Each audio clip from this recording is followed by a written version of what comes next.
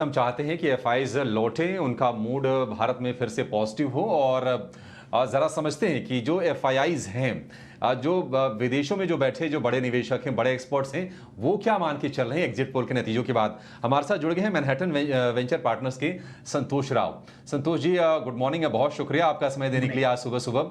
Sir, आप बताइए कि एग्जिट पोल्स को आप किस तरह से देख रहे हैं और ये एग्जिट पोल्स जो एफआईआईज का जो स्टांस है उसको चेंज करने में कितनी मदद करेगा, और क्या आपको लगता है कि एफआईआईज जिनकी थोड़ी बेरुखी चल रही थी अब वो भारत में फिर से दमखम के साथ लौटेंगे? या बिल्कुल, I think to the extent ये एग्जिट पोल्स करेक्ट हैं, which I think they are most of the time. तो बहुत ही अच्छी न्यूज़ है। तो मार्केट को चाहिए, फॉरेन इन्वेस्टर्स स्पेशली को चाहिए कुछ सर्टनिटी। बीच में एक ऐसा लग रहा था कि शायद कुछ होगी गड़बड़ इलेक्शन में, शायद नहीं मिलेंगे 400 या 350, बट अब लग रहा है कि हो जाएगा। तो I think that is very good. तो I think the economy will be on a pro growth trajectory. Prime minister Modi को बहुत ही लेवरेज मिलेगा इकोनॉमी में, जो कुछ भी करना है उनको। So I think all that is very good. FIIs will definitely come back. Indian market is expensive, but at the end of the day, it's the fastest growing economy in the world and doing very well, executing very well. So I think हर चीज, I think it's a net positive everywhere. तो कल देखेंगे क्या होता है, कल या परसों फोर्थ को। But I think overall, I think it's in line with expectations, though there was some doubt, but that's removed. If exit polls are right, I think that's off to the races.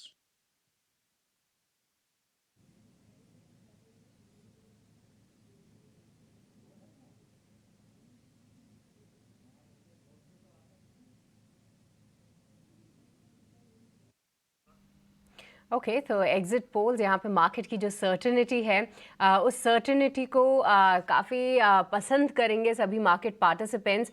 और साथ ही साथ हम देख रहे हैं कि आज gift Nifty भी बहुत ही पॉजिटिव शुरुआत के संकेत दे रहा है। पर संतोष, इस मोदी 3.0 में कौन से सेक्टर्स जो हैं जो कि आप फोकस करेंगे, क्योंकि हमने देखा है पिछले 10 सालों में कई बड़ी थीम्स जो हैं मार्केट के सामने आई हैं और उन सभी ने ना ही सिर्फ इन्वेस्टर्स को अच्छे रिटर्न्स दिए हैं, पर जिस तरीके से इन कंपनीज का टर्न अराउंड हुआ है। पीएसयूज तो उस लिस्ट में शामिल है ही, पर डिफेंस, रेलवेज, पावर, ये सभी थीम्स ने जो है फाइनेंशियल फ्रंट पे भी एक जबरदस्त परफॉर्मेंस दिखाया है। पर अब कोई नए थीम्स जो कि आपको लगता है कि शाइन कर सकती है मोदी 3.0 में? हाँ, देखिए, आई थिंक ग्रीन टेक्नोलॉजी यहाँ पे यूएस में भी बहुत इन्वेस्टमेंट हो रही है यहाँ पे, क्लाइमेट चेंज में, क्लाइमेट कंट्रोल में। सो आई थिंक वहाँ पे बहुत इंफ्रास्ट्रक्चर पे बहुत इन्वेस्टमेंट हो रही है। आई थिंक इंडिया में भी वही होने वाला है, कंटिन्यूड इन्वेस्टमेंट।